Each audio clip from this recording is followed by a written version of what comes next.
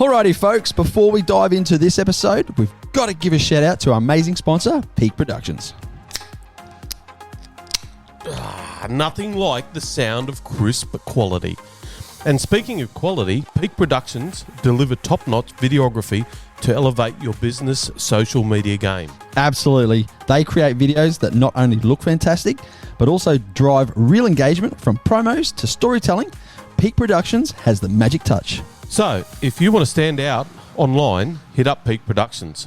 Trust us, you'll love it, the results, just as much as I love this beer. Yeah, check them out at www.peakproductions.com.au or check out their socials and let them take your brand to the next level. I want to thank me. I want to thank me for believing in me. I want to thank me for doing all this hard work. I want to thank me for having no days off. I want to thank me for never quitting. I want to thank me for always being a giver and trying to give more than I receive. I want to thank me for trying to do more right than wrong. I want to thank me for just being me at all times. Snoop Dogg, you a bad motherfucker, cuz. Hello, ladies and gentlemen. Welcome back to another episode of the Lads Podcast. I'm Barney. To my left, I've got Stiffy. How are you, mate? Fucking good, man. Sunday afternoon. Fucking good. Sunday session, eh? Yeah, I can't wait to crack some tins today. We're gonna. It's hot as fuck. It's 30 degrees on a Sunday afternoon. Yeah, I thought it was actually pretty good. You've been saying it's hot. Oh, that's good. What, have you been in air conditioning all day? No. Anyway, let's shut up because we've got someone else on. Have a guest. We've got it. This is a guest episode, so I want everyone. Welcome, Jay. Thank you. Welcome to today's episode of Lads Podcast. Lads Podcast stands for Lifestyle, Adventure, Daily Stories. Yep, it does. And Jay has got a fucking good couple of yarns. And I reckon before we get into anything, of course, I normally jump the gun. What do we do first, Braz? We're going to have a beer. Because it's Sunday afternoon, we have a beer, yeah? Fucking oath. You have a beer, Jay? So I don't drink. Yeah. You don't drink at all? But it's a special day today, and thanks for having me. So I will crack on with you. And then I'll drink it. No. if I'm dancing on the table by the end of this. No, you won't be. No. All right, so let's crack. Right out. What are we drinking today? Open up the fridge, mate. Oh, well, sorry. You've got me here. There you go. Forgot about it. What is this out of the fridge? Mate, Holgate. Pale Ale. Yeah, Mount where? Mount something. Maidstone. Maidstone? How do you say that? All right, so it is a 4.5%, so hang on to your fucking hats. And there's 1.3 standard drinks. So what we do, Jay, we actually have a little bit of a crack off. So Stiffy's just going to crack it and we'll get into it. So. Yeah, there's a bit of spiel there, but fuck it. Get into it. Read it. No, well, it says It says it's clean, cool air and refreshing, cool waters make it the perfect break from the daily grind. It's no wonder they named it after our beer. This Australian Pale Ale is a popular favourite with zesty, citrus and fruity New World Hopes. Hopes? New World Hopes. Hops. Maybe hops. Isn't hops double O? No. It's not, yeah. New World Hops. Right out. So I'll crack first. Here we go. Yeah, it's a fucking good crack. Okay, but that's the slowest crack. That was fucked. And shit. Jay's just going to rip the top off it. Yeah. Oh, yeah. Jay wins. So. I think this can definitely deserves to be just ripped off. Oh, this is good. Mm-hmm. Oh, and it's cold. That's nice. And it's pale. Very beer tasty. It's very zesty, like it says. Anyway, that's enough about beer. Let's just drink it and... Right out. So welcome, Jay. Thank you. Let's. I suppose the first thing we need to do is talk about your occupation. Yeah, fucking oath, because this is exciting. Yes. What do you do? So whenever someone asks me, "Hey Jay, so what do you do?" My first answer is as little as possible. As we all do, yeah. And that is the standard answer I get. And then I go, okay, actually, I fly hot air balloons for a living. Yes. So it is pretty unique. It's different. And yeah. Yep. How long you been doing it for? So April 23rd this year, 28 years. 28 years. 28 years, yeah. It's been 28 years as a pilot. Yep. Wow. It's been an amazing journey. So yeah, more than half my life. Yep. I'm pushing 51 this year. Yep. So you don't look 51 if I no, say so. No, you, he's very fit and he's very athletic, definitely. So yeah, hot air balloon pilot. This, hot air balloons. That's why I wanted to get you on, because I want to know all about hot air ballooning. And how did you get into hot air ballooning to start with? It found me. I'm an adventurer at heart. Yep. So when I was a young boy, all I ever wanted to do was be a game ranger, believe it or not. Yep. And then one day I came back from overseas, back to South Africa, and I'd been traveling for a few years. And I remember walking up the stairs at my mom's place, and there was a newspaper sitting there, and I never read the newspaper. Just get that microphone closer, buddy. How's that? Yeah, it's better. That's anyway, And I saw this little ad. Are you an early riser? Are you an adventurer? How'd you like to chase hot air balloons? I'm like, that's me. Phoned the guy. I was an hour early for my interview. Yeah. And I got on so well with the guy. He's just one of the most beautiful human beings. And he said, look, you're young, enthusiastic. We'll start you out as a ground crew, see what it's like, quite a bit of physical work. One day you could be a pilot. Yep. And yeah, that was years ago. And I haven't looked back since. It's just been an amazing journey since then. So and back in 1997. Where were you in 1997? In Johannesburg. In Johannesburg? Johannesburg. Yep. Yeah, the Wild West. Yeah. So Wild West. paint the scene of that. Like, as in, you're talking about hot air ballooning out in Johannesburg. Is that's geographically, what does that look like? So it was just outside of Johannesburg, northwest, sort of out on the, if you can compare it to Brisbane hinterland. Beautiful mountains, big properties. It's just beautiful out there. Natural flowing rivers, perennial rivers. And that's, so part of the job was he gave me this little cottage on a big farm. There's lots of little cottages tucked away everywhere. And that's where the hangar was with the ballooning. Yep. And we used to launch from the actual farm or down the road at, it was like a small game farm. We used to launch there. And that's where I started my training. So for the first year, I didn't touch a burner.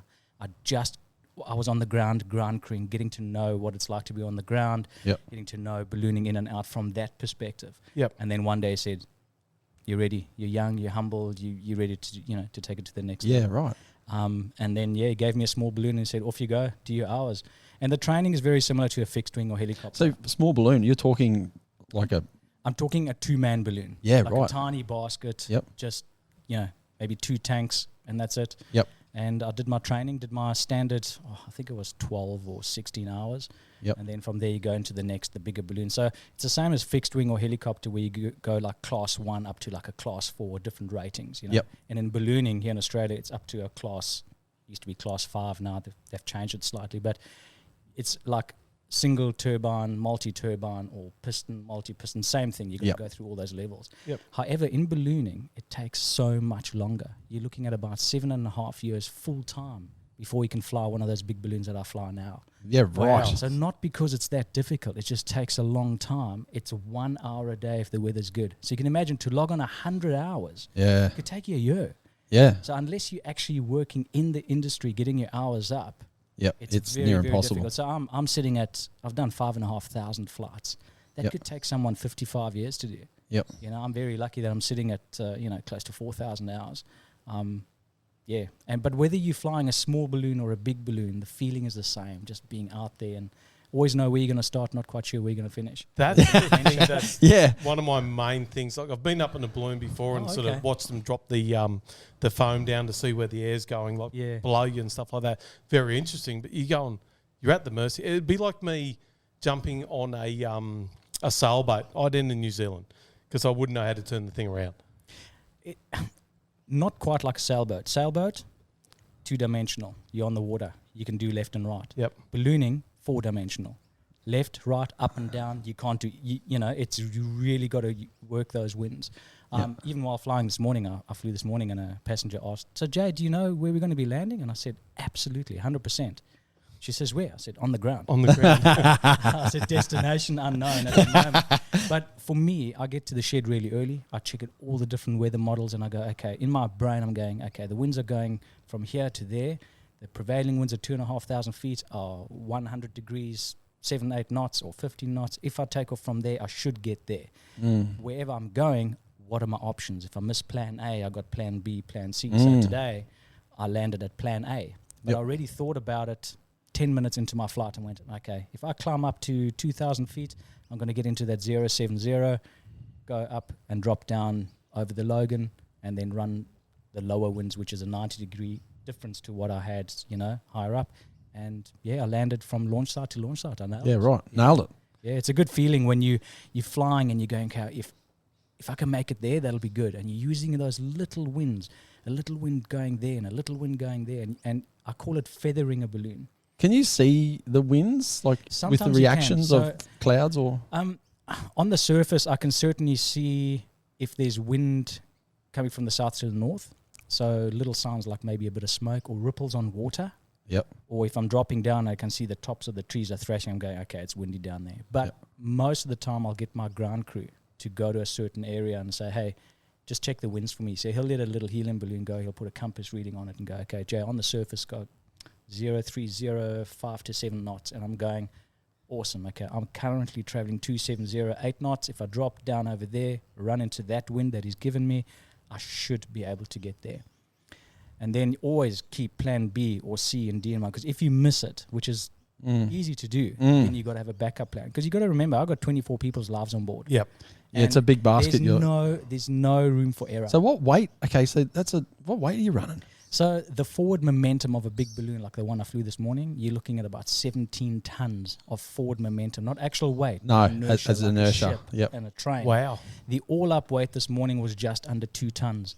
That's 20 people with me, 21. Yep. And then the envelope weight, which is the balloon, and then the basket and all the fuel. So it's 10.5 stories high. It dwarfs a 737. It's a big thing. They're big. They are big. Oh, they are big, yeah. Yeah. From a distance, they don't look that big, but No. they are massive. And when you get closer, then you realize, damn, that thing's massive. I mean, we've got one of the biggest in Australia, which is, they call it a 525. I call it our Airbus A380 on steroids. Yeah. And when I inflate this thing, I still go, all right, she's a big girl.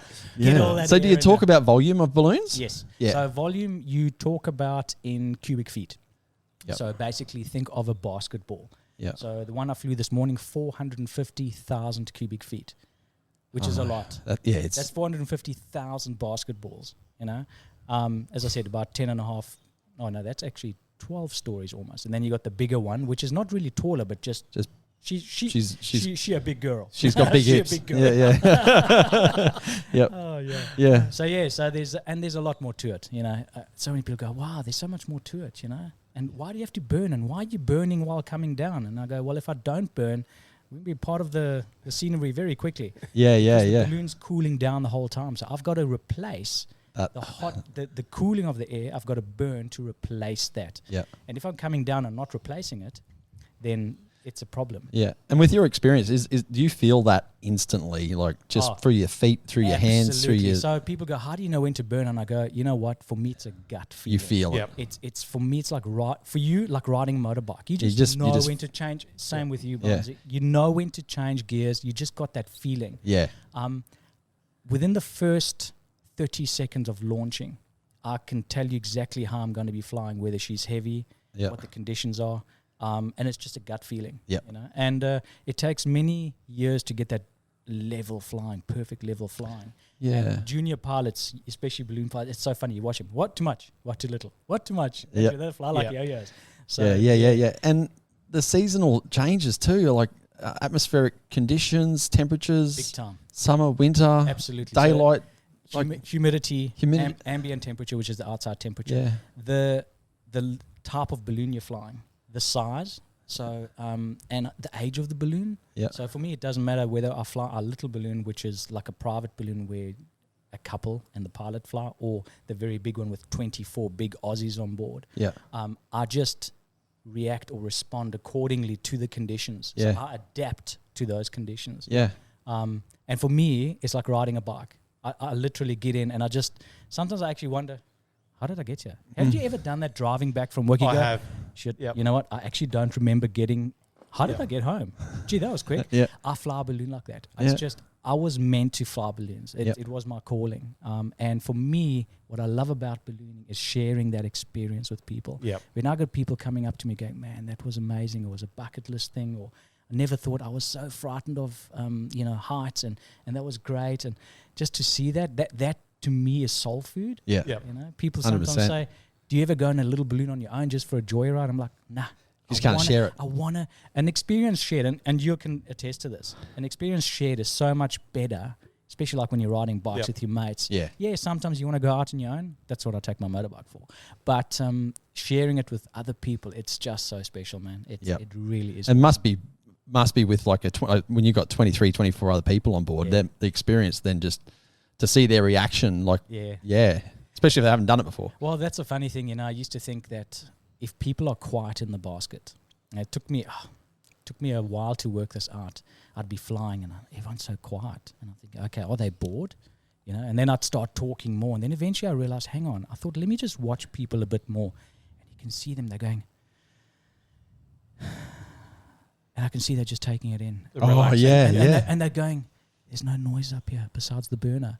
And it's so peaceful. And then I thought to myself, Jay, shut up a little bit. I know you like a good yarn, but just let them have a moment. Let them have a moment. And that's why I always say, folks, I'm here for you. If you have any questions, just ask. That's what I'm here for. And I've had some people just tears in their eyes. Bucket list, Make-A-Wish Foundation. I've had a lot of terminally ill kids that have come. It's a special thing, ballooning. It would be. Even like run us through your day to day. So, I mean, like, because you're like a weatherman at the same time. Like meteorology is got to be something that's going on because you're open to the elements. But just run us through your, I guess, a typical day. So typical day is going to bed early. Yeah. Going to bed early for me is latest 10 p.m. As long as I get 4.5 hours at night, because I always catch it up during the day. So I had a good sleep this afternoon, 3 hours. So I've got a good balance. I get up an hour before I have to be at the shed, even though I only live 3 kilometers and I cycle to work. Good to keep fit. And because I spend 20 minutes meditating in the moment. So by the time I get to the shed, I'm like totally zenned out, ready, doesn't matter what comes my way. And that's when I sit down and I just check the logbooks. We've got a checklist, and I look at my different models. I got about 7-8 different models from the Bureau of Meteorology. Different winds. Is there rain coming? There's so many different factors. And then I go check my equipment.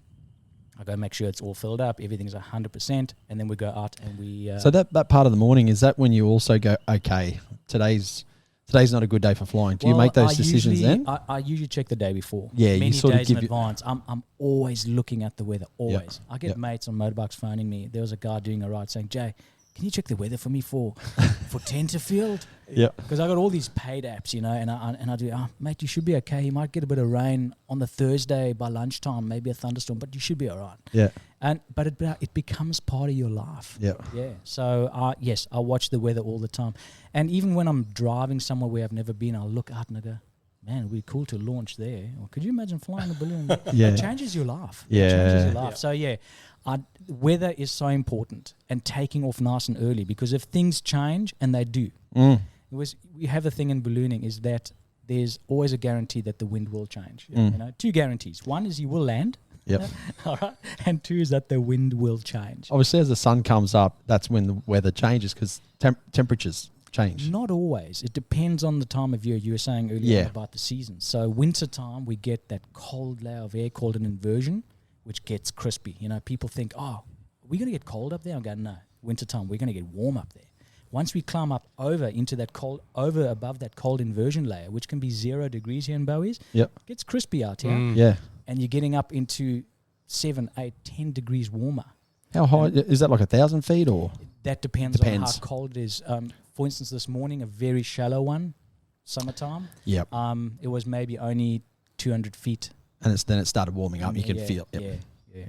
So there's a lot to it, I get so much. And do you have how much instrumentation do you have on board? So when I first started flying, I literally had a box with dials, like old variometer, But nowadays I've got, the only thing I have to fly with from a legal standpoint is a set of instruments which show my altitude above ground, above sea level, rate of climb, rate of descent, my QNH, things like that.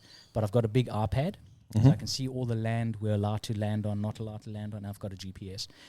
The iPad is an excellent tool because we've got an overlay of the power lines. We're the only companies in the world that has this data, which we got straight from the power company. When we first approached them, it was like, hey, can we get your data? And they're like, no. It's like, no, it's for us for ballooning, so we can see the power lines in the air down there. Because from up there, you can't see it. And I always say, It's a shocking experience hitting those things. Literally. Yeah, there's one. Yeah, Oh, man, there's a dad joke for you. It really does help with I mean, it doesn't absolve the duty of a pilot to look and have a look. Fucking at oath. But I've been close. Touch wood, I've never hit a power line. Yep. You know, I've always been very astute, and I was taught early on lines bite, not just the furry ones, but power lines bite.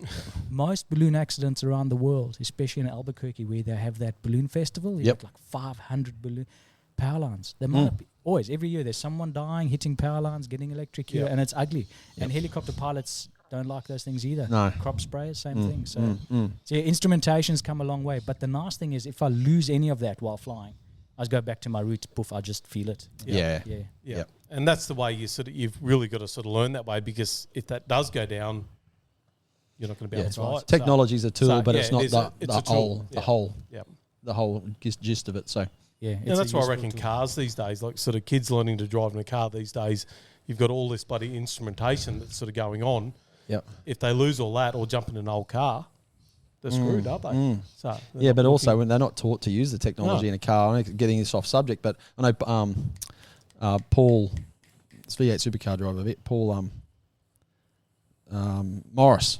He does the driving car school and teaches you how to use the ABS properly, and when you get into spin and how the car can relate to you. So yeah, he does a fantastic job of that, but it's totally different technology. Yeah, and the thing is, like anything, if you have too much tech, it's analysis paralysis. It's like if you got too much going on, like for me, riding bikes, no ABS, no traction control, none of that. Now I got a 701 that's got so many things, and I'm really loving it because, traction one, I can still get good slide and you can still wheelie and whatever else, but it's, you're not going to hurt yourself. So your day to day, you get to the warehouse, the shed, and you're checking out your wins, getting that, getting the feel of what it looks like. Do you still do the balloon up the helium thing? Absolutely. And does that change location, or do you have a favourite spot to go to? So we always, in the morning, we usually go to Brompton Corner. Yeah, so out. There's that flag there. Yeah. And that's nice and central to the valley, and we let a balloon go and we watch it, and then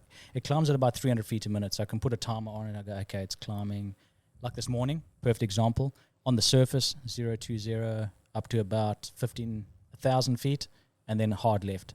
So because we had a stronger wind, I thought, let me go to Laravel down the road, let another balloon go just to make sure it's the correct place, and then, made it happen. I send a pin on WhatsApp for the driver, because he brings all the passengers in from Canungra. They pick up from the coast, Gold Coast, all self-drive to Canungra, and then they come and, he arrives, and we load the passengers. So that's the glory part of my day. So I'm also chief pilot for the operation. Which sounds all glorious, but it just means I'm responsible for everybody. Everything, and everybody. I'm also an aircraft engineer.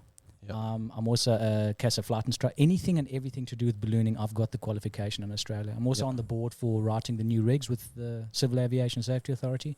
I just love anything and everything to do with ballooning. Yeah, I can definitely tell you're passionate about it. So love it. Yeah, and I'm all about safety. Like hot air, pre-COVID, we were the biggest balloon operator in the Southern Hemisphere. We're flying 50,000 people a year. That's a lot. That's more than any other general aviation commercial operator in Australia, including fixed-wing helicopter. That's a lot of people. Yeah. And then COVID came and it said, hey, how's it going? And down to one pilot, which was me. And then since then, we've recovered and we've changed the way we operate. We're no longer the biggest. We're now a boutique operator. And our motto now is bigger's not better. Better is better. Yeah.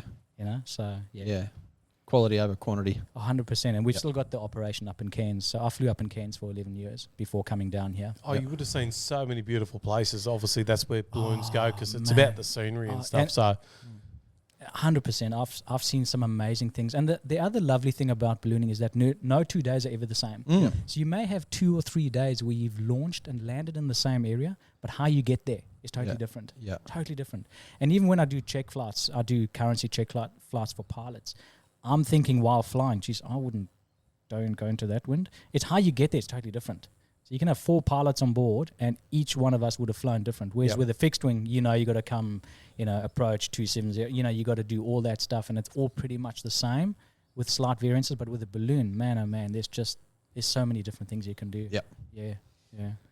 Yeah, it's cool. Like, it's just cool. Oh, yeah, there's so many questions I got. One of them is, like, so you set up. So as soon as the ground crew goes out there, how long does it take to get that balloon before you chuck the people in there? So from the time we drop the basket, just the two of us setting up this big balloon, I'll have it standing up in 35 minutes, standing up ready to go. If I have to do it quickly. Take my time, 45 minutes. Pre-flight checks on a balloon take longer than any other aircraft. I've flown with fixed wing and helicopter. You're walking around, checking this, checking that, doing a bit of fuel bleeding, this and that. But with a balloon, I've got to go inside.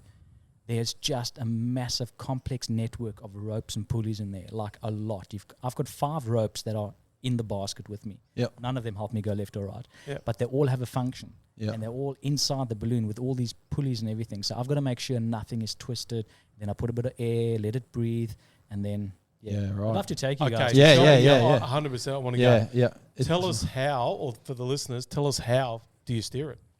So you can't steer it. However, you can control up and down. And that's how you use the different winds at different heights, like I explained earlier. So on the surface this morning when I took off, just went above the trees, and I was tracking 030, which is northeast. And then as soon as I climbed up to 1,500 feet, I got a big left turn. And you can actually feel it. And I say to my folks, okay, we're now going to make a descent. We're going to drop it about 500 feet a minute. You might feel a little bit of pressure on your ears. It's quite normal. You feel it in any aircraft. And then you're going to feel a bit of wind on your face. It's not actually wind. It's us coming down into the cool, calm air because the balloon is being pushed by the 20 knots, but the basket is getting dragged through that air. So you can feel that breeze, which in middle of winter when it's 0, damn, you're alive. It's like, whoa, and everyone's like, hit that burner. Damn, it's cold. I love it. I love the cold. I love winter. Yeah. Yeah. So the favourable season between winter and summer, flying the balloon, winter is it more favourable for you as an experience? It's different. Different smells, different sights, different... Absolutely, Yep. and it's definitely warm in summer, but we then we load our balloons a lot lighter, so we don't have as many passengers. We've got to have that buffer, Yeah. Everything is pre-worked out. We've got average weights. You've got to Yeah. have so much fuel on board, so many passengers, and there's a lot more to it. Yeah, but a winter...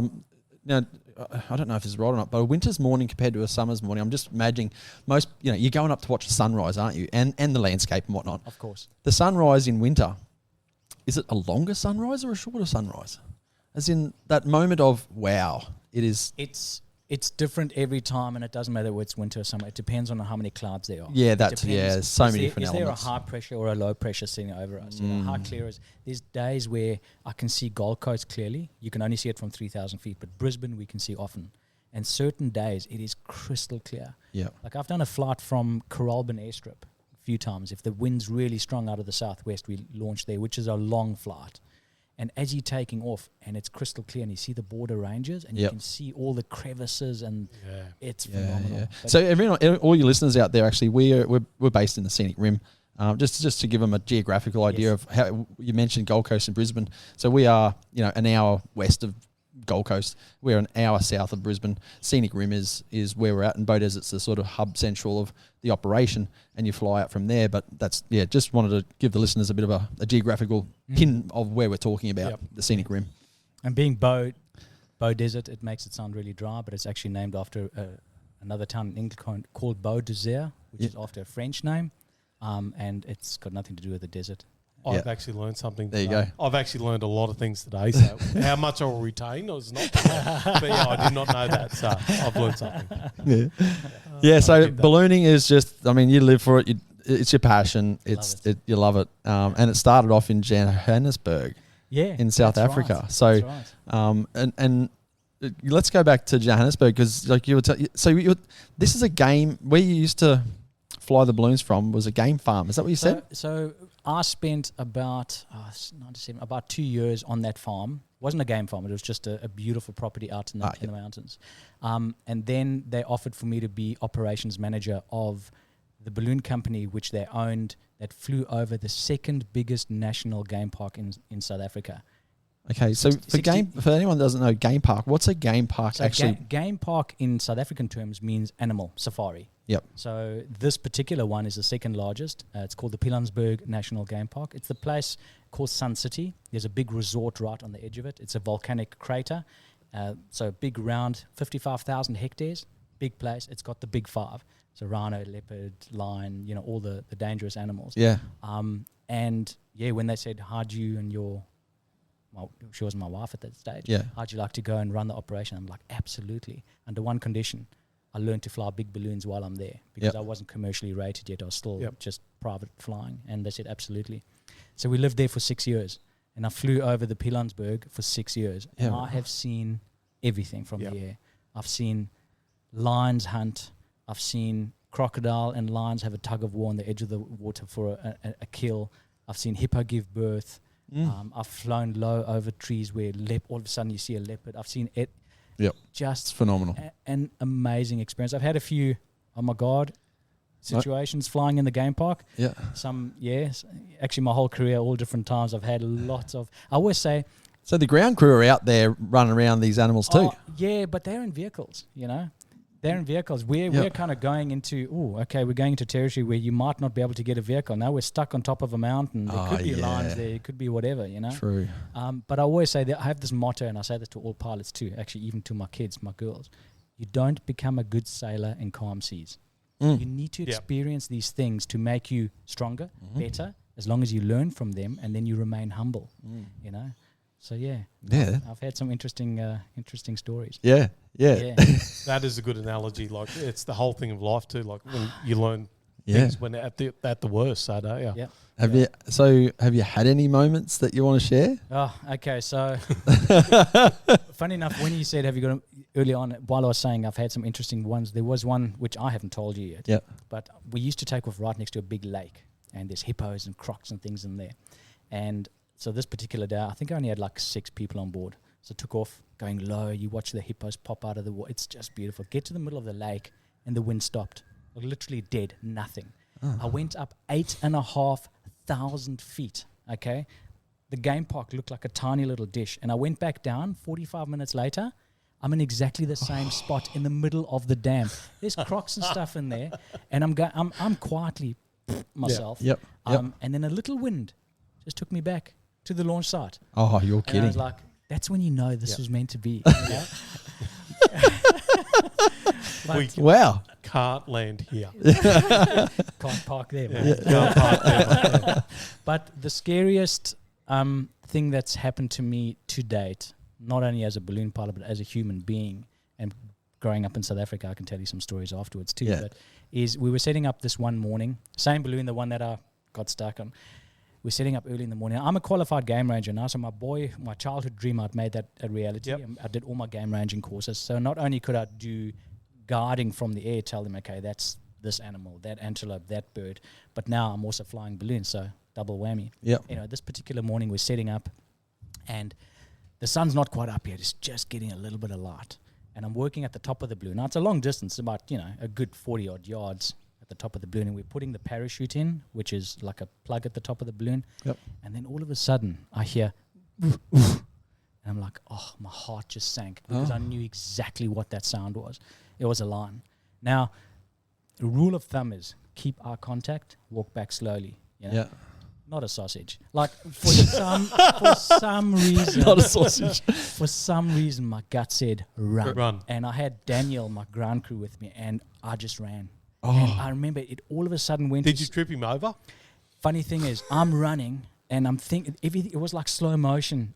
And I'm going, I can't die. It was on my 30th birthday. I never figured. I'm running, going, I can't die today. I've got kids at home. Yeah. And Daniel is behind me, grabbing my jacket, trying to get past me. But while we're running, and I'm thinking this, I'm shouting, lion, lion, because I got 2 of my crew still at the basket. Yeah. So as I'm running flat out, now I'm a pretty fast runner. Yeah. I like to say I'm a fast runner. As I get to the ute, Daniel jumps into the back. It's got high, so he just, like a skydiver, just straight in the back. I open the passenger door. I jump in. As I jump in and slam the door, bang, her head's right here. Oh, no Dude, let me tell you, my heart was just in my throat, and I was just, and she's basically doing this to the window. And those eyes are piercing and growling. Oh, and no. Had I, not a word of a lie, had I been 2 seconds slower, gone, absolutely gone. So 2 females arrived and another big male, and they just surrounded us for ages, and eventually they started tearing the ground sheet and playing with ropes and just... we eventually managed to push the lions away. You undid the rope. We started etching them away, and they left. And I still did the flight, but I had nightmares after that. It bugged. Whenever I got to a launch site after nuts. that, I was like, big torches. I started flying with a rifle, so obviously I used to shoot once a week to keep current. I carried a 38 on my hip, and I carried a 4.58 in the basket with me. Now, that's a big caliber rifle because that'll stop an Ellie. Yeah, dinosaurs. Yeah, dinosaurs. So I flew with a lot of ammunition just in case. Just for that moment and I had nightmares. I'm sure I had PTSD after that. And you fucking would. Fucking hell. And there's no... So I was part of the Parks Board. I was what they called an honorary officer. So I did a lot of work with Parks Board and animal counting and, all about conservation. And I had a meeting with them. I said, guys, we've got, these lions. I said, it's a brand new pride, just been introduced because they got to change the bloodline. And they were starving, hadn't eaten, never seen a balloon. And they're like, oh, what's this big bubble? Oh, what are those people? Oh, I'm hungry. Let me go chase him. Why is he running? Let's chase him. Dude, there's a statistic. People coming in from Northern Africa down into South Africa, they got to go through some real wild country. And still to date, up to 2,000 people per annum get eaten by lions. It's 2,000. A lot. There's so much that goes on in Africa. Africa gets no publicity because it's Africa. Yep. A lot of people get eaten by lions still. Yeah, it's just... That is nuts. Yep.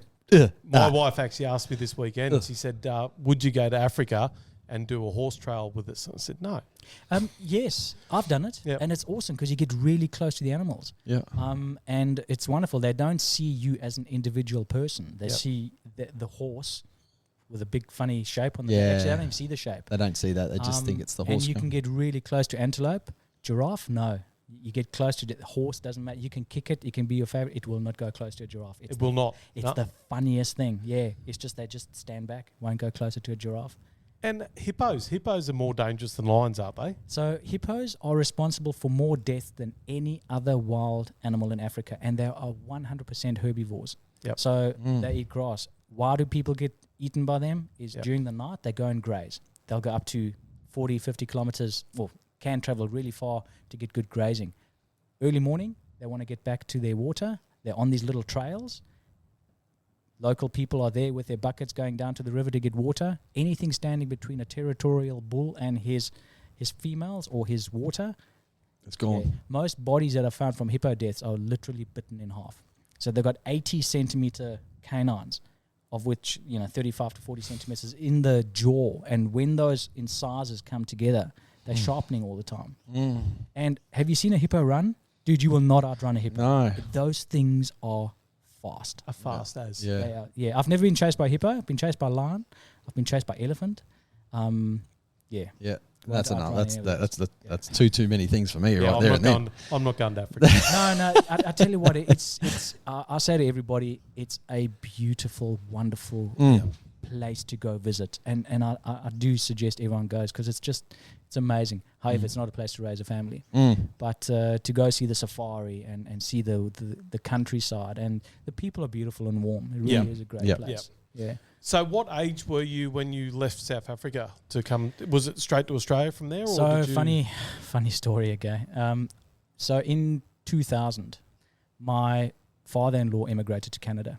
And I can tell you exactly where I stood. We were on top of a mountain, went up with a cable car, and he put his arm around me and said, my boy, you need to get your wife, Angie, and we just had one child at the time, you need to get them out of here. South Africa's going to the dogs.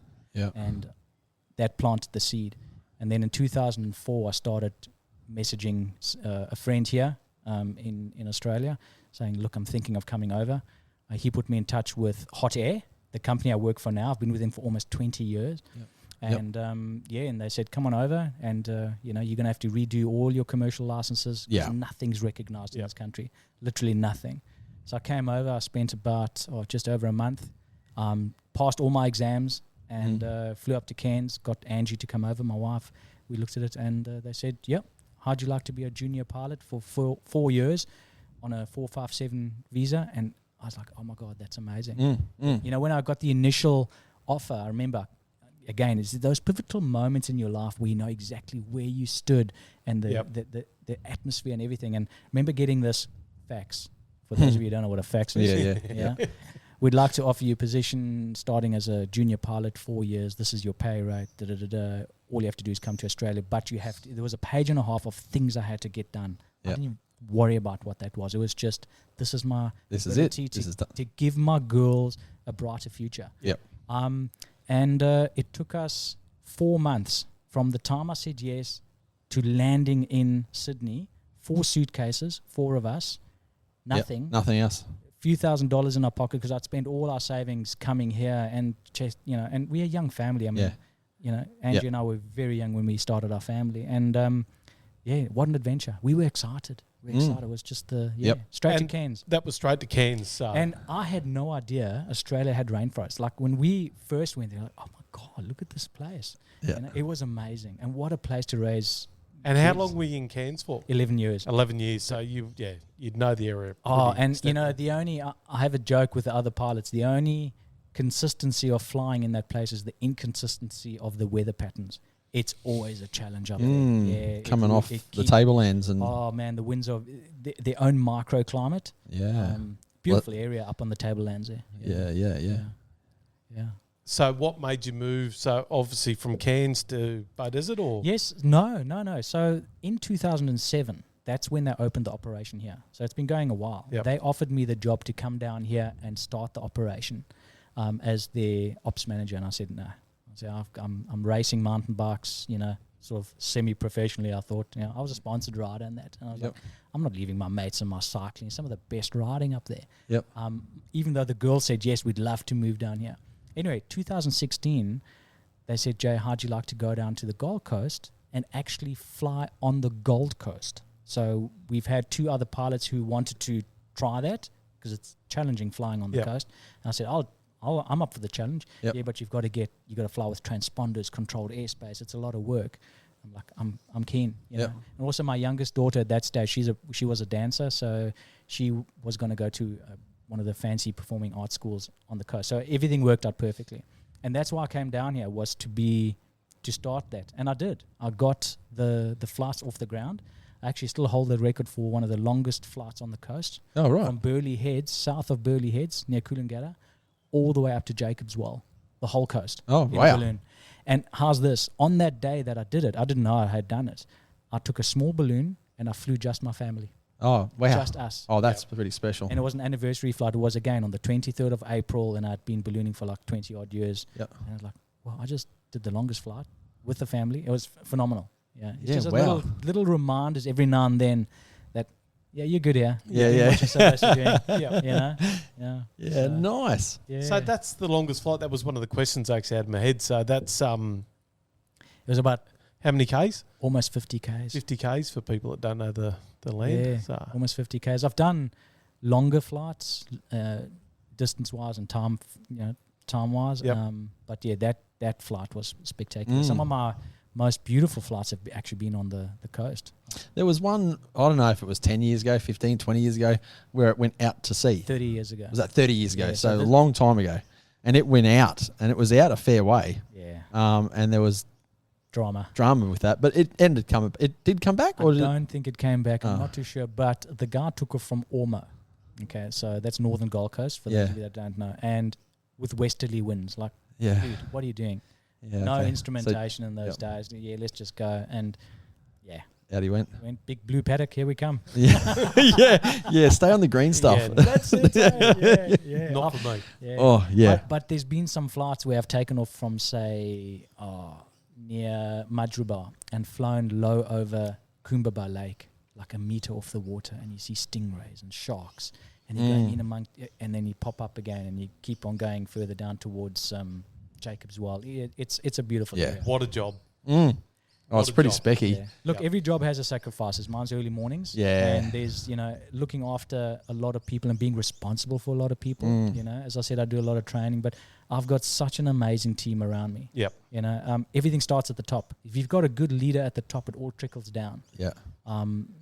Everyone that works in our company wants to be here, Yeah. and they love it. There's a lot of guys that don't have to work. They're pretty well off, and they just do it because they love coming. love And it, this is yeah. ground crew. This is ground crew. So for those ground crew, like we talked about prepping the balloon and going up, it takes about 45 minutes or so to get up.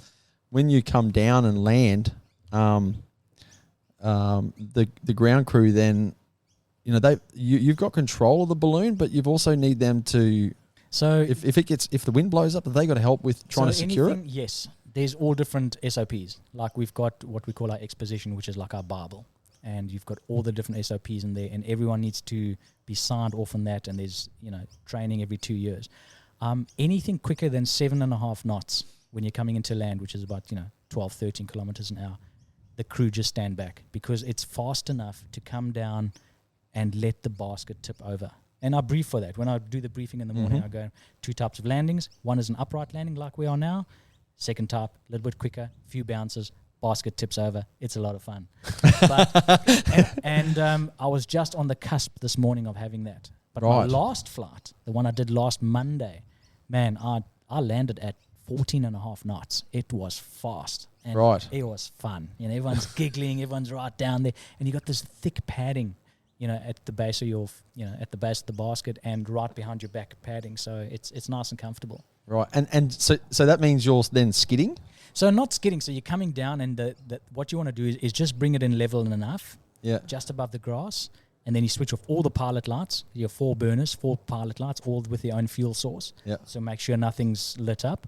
And you're yanking on this red line. It's red for a reason because when you pull on this rope, it opens the whole top of the balloon and lets all that air comes out. And you got a few bounces and it tips over. And so even in 14 kilometre an hour winds and you're coming in hot, you're not going to skid for hundreds of meters. No, in the old days you did because the deflation systems weren't as complex. In South Africa, I've flown just about every different type of manufactured balloon you can get, and I've dragged. I did a flight once in South Africa. Got to tell you the story.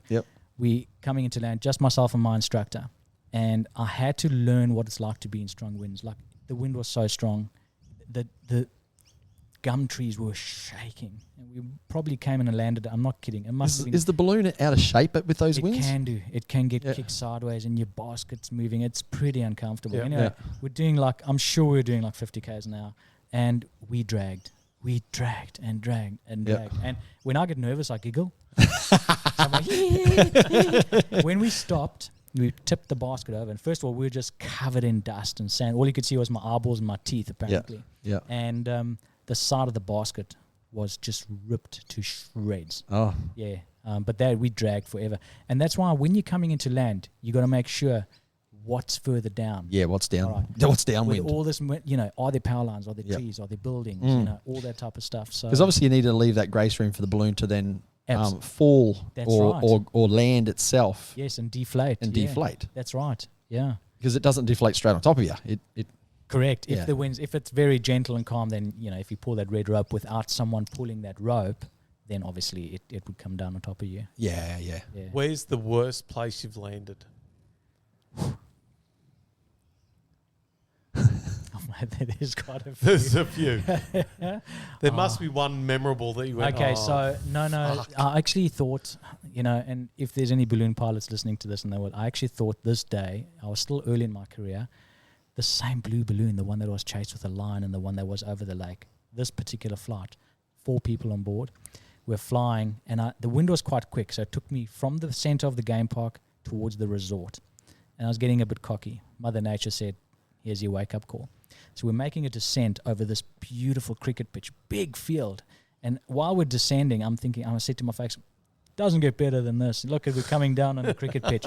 A thunderstorm to the west had decided to unleash its fury. Oh, okay. And it hit us it hit us so hard that the balloon went out of shape. And obviously I'm burning because I'm getting pushed down at the same time. And I'm getting pushed back into the game park. As I'm descending, I'm going over a little power station. So you can imagine this. A lot of volts. Just a lot of volts. Just managed to get over that.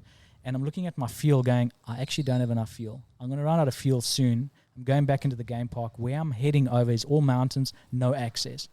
So I remember going, I think I'm going to die today.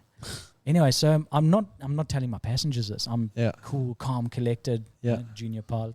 And I said, folks, get into your landing position, get right down and crouch down. And I just said, would you want to land here? And I came down in some thick scrub, and I dragged maybe 150 meters. I snapped trees like this. I was just dragging, bouncing, dragging. And again, one of those pivotal moments where I knew I'm doing what I'm supposed to be doing. We landed on a track, obviously right over dust everywhere. The balloon landed on a piece of grass. No damage, nothing. As people were climbing out and giggling, it started to pour with rain. I was a mess. I went to the top of the balloon into a little crevice thing, and I dropped to my knees and I started to cry. Oh, wow. I honestly thought that it was That was scary. it. I thought I was going to kill people. Yeah. And that's when I realized, okay, Mother, you have to be on it. Mm. That was a big, and I've had other moments where I've gone, oh, this is not good. Yeah, you know? yeah. But But obviously, when you get those moments, you've got the experience and the backing to just adapt and overcome, and just simply, right. It's like an instinct kicks in, and I do now. you just know now. what to do. Yeah. Yeah. There's a funny story which happened here about 3 years ago. I was flying the very big balloon. Took off first. I had 4 other pilots. Took off from Helen Clark's Laravel. And 4 other pilots. So I'm flying, and I said, guys, get up high. There's no change. And I'm going quicker and quicker. And I'm heading straight towards Jimboomba. And you got that waterworks. Where's that? Near Cedarvale out there. There's one big park there. After that, we've got nowhere place to land. Oh. And we're coming in, and I'm landing, and I'm getting right down near the river, near the Logan River. Yeah. And I had the worst line, and I'm like, I've got to land here, otherwise I got nowhere to go. Came in, bounced a few times, yanked on the red line, balloon tipped over, everyone's giggling, 100% fine. I was obviously pretty nervous, but it was a good, safe landing. Next thing, helicopter starts flying over. Oh, what's this? And it looks like a rescue helicopter. Anyway, unbeknownst to me, I'd walked all the passengers about 750 meters back to the bus. So there was a guy in his canoe, okay, canoeing up the Logan River, having a nice merry old time on a Sunday. He saw the balloon come in and land really fast and hard. The balloon landed so that there were young saplings. There was just young saplings sticking up under the balloon. No damage. They were just soft, gentle, but it looked like somebody was in the balloon. He went to the basket, saw no people, saw the balloon, thought those were people and dead bodies. He called 000. Oh, my God. Dude, the cops, the whole bang sheet. Helicopter comes in, lands about 60 meters from me. Big chopper. Oh, I no. run across, like, guys, everything's fine. I've spoken to the cops. It's 100%. It was a safe, controlled, fast landing. There's nothing to worry about here. The guy that had reported it, he was at the basket having a bit of a panic attack. I said, however, the guy that reported it, he's in trouble. So they said, okay, let's go have a look at him. They airlifted him to hospital. He was out for just a canoe and thought there was dead people under the balloon. Yeah, he was a mess. When we got back down to the bus, he goes, don't go near there. There's people, dead bodies everywhere. I'm like, dude, what are you on about? I said, I flew the thing. I said, everything's fine. He goes, no, don't go near. And then he calmed down. But what it made me, I always see the good side to everything. Is like, what can we learn from this? Oh, I love Australia. Yeah. 000, balloons crashed, dead people everywhere. Yeah. They were there within not even 15 minutes. Yeah. How good is that? How good is wow. that? Yeah. It's like phenomenal. Wow. I shook the guys' hands. I said, guys, you guys are awesome. Yep. Yeah, and they had a good giggle and took him. So, but when you walked back there and you looked at the balloon, did it look like people under there? Nah. It just you could see a few little. For me, it's normal. Yeah. It was quick. Yeah. I'm not gonna lie. We came in fast. We came in pretty quick. Few bounces. Oh, the poor bloke. Obviously, poor just guy. yeah, Oh, far out. that was funny. That Wow. was really funny. Right, we're going to go for a piss break and we'll be back.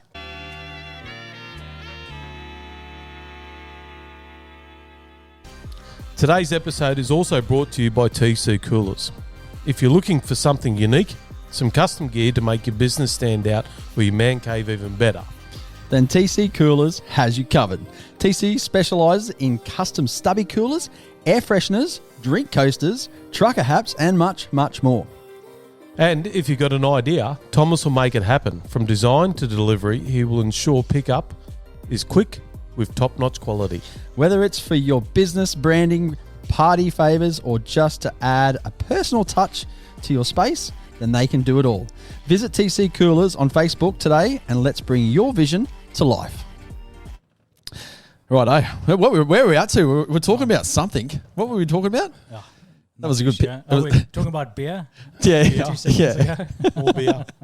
So South Africa, have you got any more yarns you want to get off your chest before we move on? There's plenty. There would be. I was just telling you about the story earlier of, folks have seen this on YouTube surely when a cat sees cucumber and they just jump. They freak out. They freak out. Yeah. So this particular day, I wasn't flying. I was ground crew for the pilot that actually taught me to fly. Anyway, so he lands in the game park. He's about 100 meters from me. 100 meters is a decent distance. The grass is long. Like, I'm not the tallest dude. And I'm like, something in my gut said, Jay, just be careful when you run across to go to the basket. Because he says, oh, Jay, we need you here. Wind's picking up. And I'm thinking, if there's something in the grass between the road here where I've stopped in the retrieve vehicle and there, I put faith in him. He says, no, it looks all clear, no problem. So I'm running in the grass, and I almost jumped onto a cheetah. Now, cheetah is obviously still a decent-sized feline. Yeah, not a leopard. A leopard, I think I probably wouldn't be around. But anyway, this cheetah got such a fright. Both of us at the same time. This thing went, jumped in the air. I was flat on the ground. I shat myself. Yeah. It was, and again, your adrenaline, and then I run to the basket. But that cat. It ran off the other way. It ran off. It got the biggest fright too. It was more scared of you than it was scared than you were scared of him or her. Absolutely. Yeah. So do you carry like a cucumber when you go there? Like just chuck it out and just go, yeah. I hold it up in front. Imagine if that was just imagine if that was true, eh? Yeah. A big lioness coming, cucumber. Yeah. Yeah, it doesn't work. Yeah. Or a bit of catnip. Yeah. Send the catnip. Refresh my memory. Oh, catnip is like crack to cats. Like they just can't get enough of it. Like it's sort of, I'd just chuck a heap of that out and right. Smell that. Right. Yep. I thought you were talking about something else. No. Lead. Oh, Puts them to sleep. That's a different type of catnip. Yeah. No. Oh God. Yeah. So there's been many encounters. I've had, as I said, I've landed amongst a pride of lions. We've had to wait for the guys to move them off. Herd of elephant, young elephant bulls that kept on charging. They'd be quite scary, actually. I reckon elephants scare me. So yes. Well, they push trees over. Mate, they are. Yeah. Yeah. We got caught once in a. I took my wife and my kids. We went just for a little safari drive on our own. We obviously had access to the park, but was driving an old Nissan Patrol, and it had starter issues. Anyway, so we're driving and we saw the herd of elephant come and. Switch the vehicle off, be quiet, And then as I got closer, okay, I think I'm going to move off. Click. No click, start. Wouldn't start. So about 80 head of elephant came right past them. Right past them, and they got that amazing sound that... Like a stampede effect? No, they're just slow. Rumble. You hardly hear anything because it's gentle, but the only thing you hear is them talking to each other where they got that deep rumble sound. They're yeah, right. Have you heard them do that? No, I haven't. It comes from their belly. It is the most amazing sound. I have not been around an elephant enough to hear that, no. Yeah, and once they had moved through the whole herd, there was big ones, little ones, and they were right next to it, and all the girls are like this. Car starts, off you go. Well, it was obviously meant to be. Yeah. It was meant to happen. So. Yeah. That's an experience there just because the car didn't start. Yep. Yeah. Wow. Yeah. So since you've left, have you been back? Once. So our family thing or just by yourself? Or? The only person left there is my mother-in-law. Love her to bits. She's a British national. She can leave whenever she wants, but she's set in her ways and she's in a gated community. Yep. So she's there. We went back in 2017 after the big floods came here, that cyclone that came through. After a 13-year absence in South Africa, I noticed massive changes. Yep. Massive changes. I was actually quite heartbroken, to be honest. Sad, isn't it? It really. It Cape Town, beautiful. It felt like I was in Europe, a different country. But the rest of it, we went back to where I grew up. We went back to the game park. And when we landed in Johannesburg, I remember getting the car rental and the lady said, "Oh, would you like room insurance?" I said, "Room insurance? I said, for what?" I said, "No, thanks." When we drove to the game park, which was about 2.5 hour drive, I realised why the potholes were bigger than this table. Right. Some of them were half the size of a car. I'm like, dude, you need more than bloody room insurance for that. Yeah. It's just gone down. Yeah. Yeah. In the rural areas, there's a few issues. Yeah. Yeah. Right. So we've just cracked an hour, so we might move on not too far because there's so much to talk about with yourself. Like we've just done an hour on ballooning, and there's still more questions that I've got going. No, I think we're going to have to definitely get you back for a second one. In my head as well. Yeah. But I did send you a couple of questions. Yes, you did. So I might run through them. Yes. So first question I sent you was best advice you've been given. Best advice, 23 years old, the guy that taught me to fly balloons. We went on our first away trip with balloons down to the coast. It was a 2-week adventure. We went to all different towns. And as I said, we just clicked. Lovely human being, love him to bits.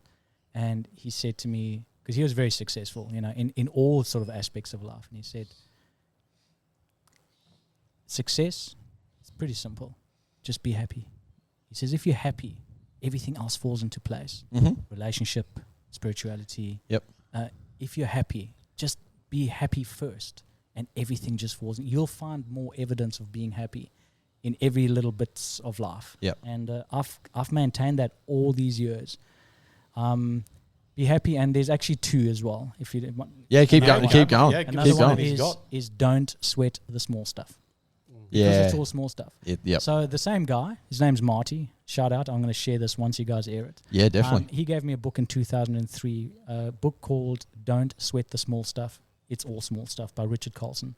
I still to this day read that same book. The pages are yellow, falling out. It's in pieces. And every day I read a paragraph. And it's little things like, live every day as if it was your last. Yep. Look at strangers in their eyes and say hello. Yep. Choose being kind over being right. Mm-hmm. Yep. 100 years, brand new people. If it's not your turn to take out the rubbish, take it out. Tell 3 people today how much you love them. Yep. Like I live by that little book, and I use all those little things that I have on my tool belt for life. Yeah. So don't sweat the small stuff. Because Yeah. at the end of the day, you know what? We're not here for a long time. Exactly. We're here for a good time. Yep. We say that a lot on the potty about, Oh, yeah. it's free to be kind. It doesn't take any effort No. to be kind. Where the opposite, when you're, the opposite of kind, I don't want to get too into it. It takes effort to be that type of negative person. It's egos, isn't it? It's egos. It's sort of you. Yeah. And the other thing, the other thing we say is you're dead for a long time. That's You're a dead for a Yeah. long time. So That's while right. you're here and you're alive, enjoy the moment, enjoy everything that's around you, Yep. and live life. It's a habit, though. Any habit, if you do something often enough, it becomes a habit, whether it's good or bad. So if you're constantly looking for potholes, you will find more and more evidence of potholes. And that includes bitching and complaining and whatever, and being the victim. But Yeah. if you're constantly looking for the little beautiful miracles in life, you'll find them. Oh yeah, I get because them all the because time. they actually are everywhere. But it all starts here. And Yeah. here. It starts with you, the person. Yeah. And yes, there is ego, and ego is important to have. Yep. Everyone has an ego, but you need to keep it in check. Yeah. Mm. And ego stands for edge God out, not from a biblical point of view, but it does. Your Yep. ego can really get in the way. Yeah. 100%. You need to be conscious of the decisions you make. You need to respond, not react. Yep. No, that's good. That is that's good a whole advice. other subject. Yeah, I love all exactly. that stuff. Yep. You know? Another couple of questions I've sent you. So, being the ballooning with subject is today, Yes. who would you like to have on one of your flights to show them not only the country, the sights, the smells, and your experience that you give your passengers on your in your balloon, but is there somebody? It could be dead or alive. Doesn't matter. If you could turn the clock back and go Elvis Presley, like it doesn't need to be living. I looked at that question that you sent, and there's a couple. Yeah, go for it. My Oma and Opa. So I was actually born and raised in Germany. Mm-hmm. I lived in Germany for 7 years before moving to South Africa. I've lived in Spain for 2. I've lived in a few places around the world. Yep. But my Oma and Opa, Yep. they are. I grew up pretty rough upbringing, and I had to live with my grandparents. My mom couldn't keep us anymore. Yep. Single mom in Germany, not even German. 3 Yep. kids. So Yep. I was with my grandparents. I love them. Yep. They're the most beautiful, Yep. warm. That's where I felt my most loved as a human being, was the time I spent with them. Yeah. Okay. And I miss them dearly. Yeah. They were just Yeah. beautiful human beings. So if I could go back and share it, And would take be with them on a flight with you. just to have them Yep. with me and share my passion and tell them that a lot of the person I am today, the man I am today, is because of the beautiful love they gave me as that little Yep. Yeah, that's that little- special. that little German boy, Yeah. Yeah. Yeah. who didn't have a mother and a father Yeah. for a very long time. Yep. Yeah. So Stop it! You're making me cry. No, that's good, Jay. That is, They- mate. they You can were- actually see it in your eyes. It's Yeah. and how good would that be to actually Oh. show someone that sort of brought you up and show them the Yeah. things that you actually see every day. fantastic. Yeah. Yeah. Yeah. No, that's good. And the last one I've got, this is one I've never actually asked anyone, but time travel. Would you like to see the past, go back in the past, or would you like to go into the future? And for if you had to take one of those choices, you had to either go for an hour, for the next hour, you have to go in the past, or you have to go in the future. Which one would you pick, and why? I'd go future. And I'll tell you why I won't go to the past first. Yep. It's happened already. We have enough evidence of the past, whether it be dinosaurs or 2,500 years ago when the Jews were still fighting the Palestinians. I'd love to go to the future, like pretty far in the future, to see how we've evolved as human beings. If it's still there. Human doings. Very often, Angie, my wife, and I, we joke. I said, the only way for the world to really have a good reset is for another bloody ice age. And history has always displayed how barbarian we are. So I'd love to go to the future to see how beautiful things have become. Have we embraced IA to its fullest? Are people still loving and caring? And have we gone to space? Like, have we traveled beyond? Like, I'm a bit Are we in Mars? I'm a bit of a I love you like looking up sci-fi. I love sci-fi. Like, are you Star one of those Trek blokes like I am? Every fucking night I get home and I open the car door, and before I walk in the house, I'm looking up. Are you that type of person as well? Man, you look at the stars? I look up all the time. In the morning, I look at the stars. I'm always looking up. And, I see the satellites and I see the shooting stars and I see the Southern Cross and the Milky Way. And, there's magic out there. People go, there's no magic. And, there's the moon that's orbiting around the Earth. It has a gravitational force on this planet. Of course, there's magic. It depends what, how you interpret that yourself. Exactly right. But So future, I'd love to just have a glimpse to see how far we've come. Are we just lying in bed and using our brain and flying around? And there's movies about it. A lot of the movies that were made ages ago. Now it's real. There's that one that was made in the 80s called Stupid Fire, or which one I'm thinking of, where we turn into just stupid people because the technology and the shit that's around us turn us into lazy people. I can't remember what the movie's called, but it's something like that. Yeah, and it's like we become lazy. Yeah. Some mornings when I actually walk out of my place in the morning, I could be naked, could go out there. Where I live in 5 acres. You do what you want. You hear voices and fucking balloon above me. There's a balloon there, So I just walk back in, make no eye contact, back inside, go right out. Where's your place? Yeah. I'm going to come I'll tell you off air. So mate, you would have been over it 100%. Yeah. Because our dogs hate the balloons. Yeah. They just go off at the balloons. They're doing their job. Dogs, when the balloon's on the ground, no problem. Yep. The moment that basket takes off, all hell breaks loose. The dogs just want to catch that big ball in the sky. Yeah. It's the funniest thing. Yeah. You would have seen some sights, like flying over people's places and stuff like that. Up in Cairns, the funniest thing, you're flying along and you're going, okay, I'm flying low over a prohibited zone. We're not allowed to land there because the landowner's nuts.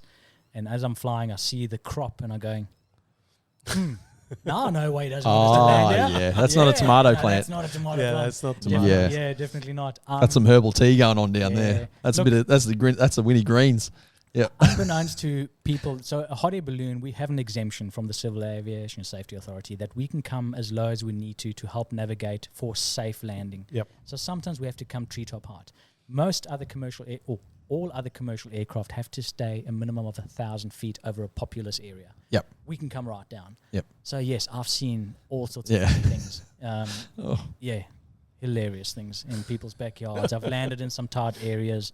And generally the feeling towards balloons is a very positive, happy one. Yeah, definitely. Even the whole atmosphere and the attitude towards balloonists in this area, now that I'm a local and I've been here for 9 years almost, is very positive. Yeah, it's a beautiful people. Yeah, no doubt. Anywhere you live in Australia or in the world, you're always going to get. You're going to have the people that are like the Karens. Fuck, you can't land here and rah rah rah. It scares the fucking daffodils. Like that stupid excuses, whatever.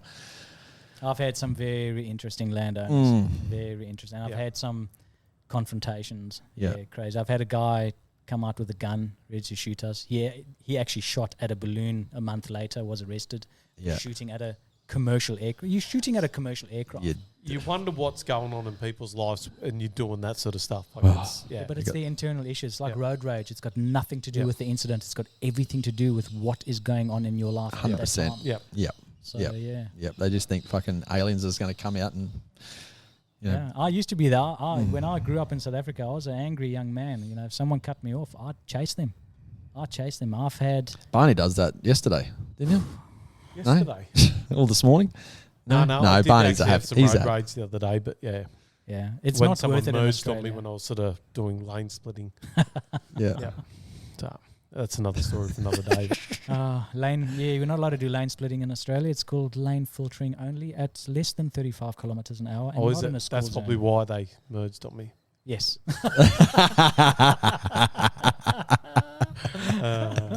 Mate, it has been an awesome episode. We've not even covered even close No, to but sort of I do- half the sort of stuff that you wanted, but yeah. Before we go, I did normally on our shows, just our shows, we normally do like a song of the week, right? Yes. I did text Jay. I'm like, it'd be nice to hear a song from you that resonates. And our terminology is, fuck, when a song comes on the radio and your ears prick up and you go, fuck, I've got to turn that up. That's the sort of song that we want. And I asked you that question, and before you say anything, I'm just going to play a snippet of it, and we'll talk about it. If it's going to play. Oh, here we go, Barney. We're on that thing again. Here we go. With all your magic, I disappear from view, and I can't get over, you. Still I call it magic. You're such a precious jewel.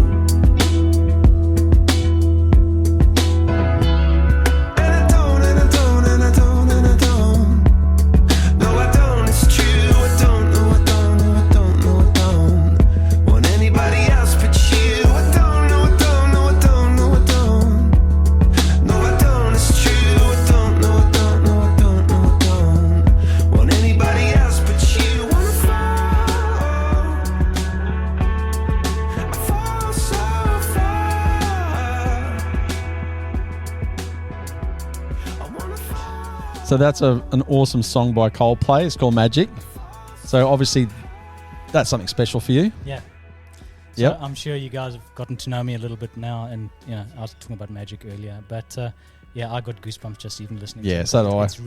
It's really loud in the headphones, but it's not only to what my life is about, but also it's a shout out to my wife. We still carry on like high school kids. We've been together. We have been through so much. Yep. Being such young. I was 19, she was 17.